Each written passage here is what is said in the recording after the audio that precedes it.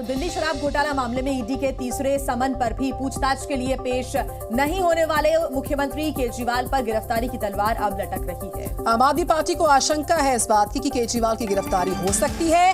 छापेमारी और गिरफ्तारी की आशंका के बीचों बीच मुख्यमंत्री अरविंद केजरीवाल के घर के बाहर सुरक्षा को एकाएक बढ़ा दिया गया है। भारी संख्या में पुलिस बल तैनात किया गया है। सीएम हाउस पर जाने वाले रास्तों को बंद कर दिया गया। हालांकि करीब आधे घंटे बाद सीएम आवास की ओर जाने वाले रास्तों को खोल दिया गया है। आपको बताएं कि केजरीवाल ने ईडी के तीसरे समन के बाद भी पूछताछ के लिए वो पहुंचे नहीं, पेश नहीं हुए। हालांकि दिल्ली में ही मौजूद थे कल वो। उन्होंने समन को राजनीति से प्रेरित समन करार दिया था और आरोप लगाया था कि उन्हें चुनाव प्रचार करने से रोकने के लिए प्रवर्तन निदेशालय गिरफ्तार उनको कर सकता है और इसी की आशंका जताई जा रही है आम आदमी पार्टी की तरफ से लगातार। और इन सबके बीचों बीच सुरक्षा को अरविंद केजरीवाल के निवास स्थान के बाहर बढ़ा दिया गया है।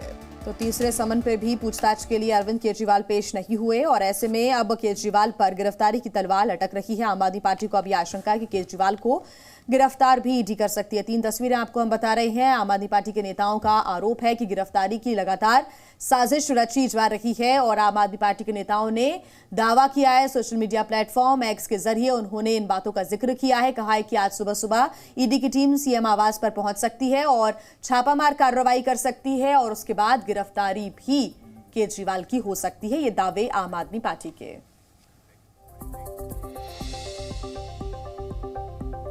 तो केजरीवाल के घर जो हलचल है वो काफी बढ़ गई और आप नेताओं के दावों पर बीजेपी ने निशाने भी जमकर साधे हैं। दिल्ली बीजेपी अध्यक्ष वीरेंद्र सचदेवा ने कहा कि सुबह से चोरों की बारात शोर मचा रही है। शराब ने अरविंद केजरीवाल की आत्मा का भी नाश कर दिया है।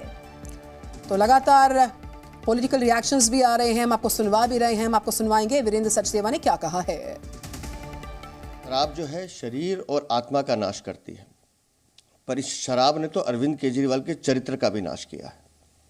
आज सुबह से मैं देख रहा हूं कि चोरों की बारात शोर मचा रही है, विलाप कर रही है कि हाय अरविंद, हाय अरविंद। अरे जब चोरी की थी, भ्रष्टाचार किया था, उस समय ध्यान नहीं आया था। जांच एजेंसी से भाग रहे हैं आप।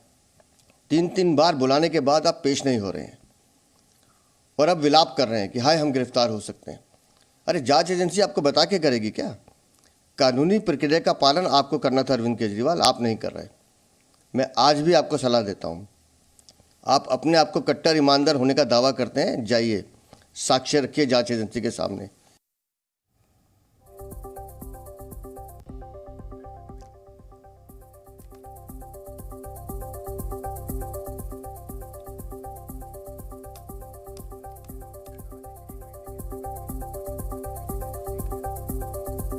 देखिए प्रतिक्रियाओं का दौर लगातार जारी है, लेकिन इसके पहले दिल्ली सरकार में मंत्री आतिशी ने क्या कुछ कहा, आपको वो भी सुनवाते हैं। हमारे साथ दिल्ली की कानून मंत्री आतिशी जी हैं। आतिशी जी, तीसरी बार समन आया और उस पर भी मुख्यमंत्री पेश नहीं हुए, क्या कहेंगे, क्या वजह है, क्यों नहीं पेश हो रहे? जो समन ईडी ने भेजा है ये 100% गैर कानूनी है और राजनीतिक षड्यंत्र है। पहले Bharatiya Janata party press conference करती है, प्रेस कॉन्फ्रेंस करके कहती है अरविंद केजरीवाल को समन किया जाएगा, अरविंद केजरीवाल को गिरफ्तार किया जाएगा और फिर उसके अगले दिन उनकी प्रेस कॉन्फ्रेंस के आधार पर समन भेजा जाता है। ये क्या दिखा रहा है? समन ईडी नहीं भेज रही है, समन सीबीआई नहीं भेज रही है, समन भारतीय जनता पार्टी भेज रही है। उनको अरविंद केजरीवाल से डर लगता है, वो अरविंद केजरीवाल को प्रचार में जाने से रोकना चाहते हैं, इसलिए वो लोकसभा के चुनाव से पहले ना सिर्फ अरविंद केजरीवाल को बल्कि विपक्ष के सारे नेताओं को जेल में डालने की साजिश कर रहे हैं। लेकिन आतिशी जी, आम आदमी पार्टी ये सवाल खड़े कर रही है टाइमिंग को लेकर के। जो ईडी का नोटिस आ रहा है उस पर टाइमिंग पर सवाल खड़े हो रहे हैं कि आखिरकार चुनाव से ठीक पहले ही नोटिस क्यों आता है। लेकिन भारतीय जनता पार्टी कह रही है ऐसे तो देश में कहीं ना कहीं चुनाव होते रहेंगे, फिर जांच से भागने की क्या जरूरत है?